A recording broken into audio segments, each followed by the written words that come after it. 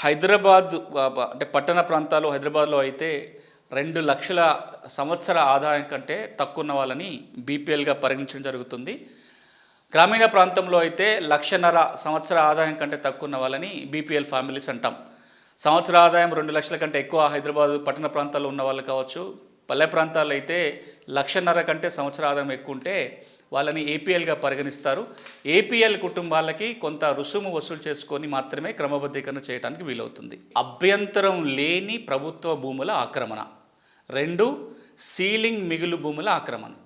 ఎవరైనా సరే అభ్యంతరం లేని ప్రభుత్వ భూమిలో కానీ లేదా సీలింగ్ మిగులు భూమిలో కానీ నివాస స్థలమైనా ఉండాలి, లేదా ఇంకేదైనా బిల్డింగ్ నిర్మాణం చేసుకొనైనా ఉండాలి.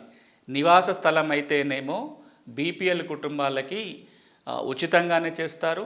రెసిడెన్షియల్ కాకుండా నాన్ రెసిడెన్షియల్ అయినట్లయితే ఎవరైనా సరే కొంత రుసుము తీసుకున్న తర్వాతనే రెగ్యులరైజ్ చేయడానికి వీలుంటుంది. శ్మశానాలు, చెరువులు, కుంటలు, రోడ్లు, గుట్టలు ఇవన్నీ కూడా ప్రభుత్వ భూములే.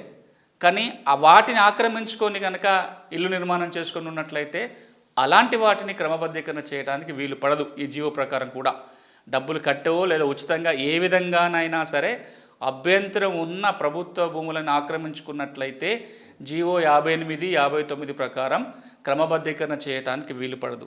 అభ్యంతరం లేని ప్రభుత్వ భూములు ఆక్రమించుకున్నప్పుడు మాత్రమే క్రమబద్ధీకరణ చేయడానికి వీలు పడుతుంది. ఈ 2 రకాల భూములు, ఒకటి ప్రభుత్వ భూమి, అది అభ్యంతరం లేనిదై ఉండాలి. రెండవది సీలింగ్ చట్టం కింద మిగులు భూమిగా తేలిన ఏవైతే ఉంటాయో వాటిని ఆక్రమించుకొని ఇంటి నిర్మాణం చేసుకున్న వాళ్ళకి కూడా క్రమబద్ధీకరణ చేయడానికి అవకాశం ఉంటుంది. ఇక 3వ షరతు ఏంటంటే, ఈ జీవోల కింద పట్టాలు పొందాలి అంటే తప్పకుండా అక్కడ ఏదో ఒక నిర్మాణం ఉండాలి. ఖాళీ స్థలాలని క్రమబద్ధీకరణ చేయరు. నాకు పలానా ఒక 150 గజాలు ప్రభుత్వ భూమి ఖాళీ స్థలం ఉంది, ఇక్కడ నేను ఇల్లు కట్టుకోబోతున్నాను, క్రమబద్ధీకరణ చేయండి అంటే ఈ జీవో కింద ఖాళీ స్థలాలని క్రమబద్ధీకరణ చేయటానికి వీలు లేదు.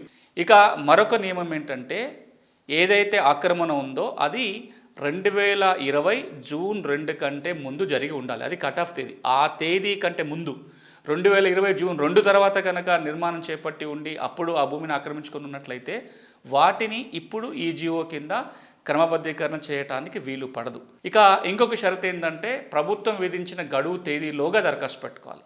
ఇప్పుడు చివరి తేదీ 30 ఏప్రిల్ 2023, నెల రోజుల సమయం ఉంది.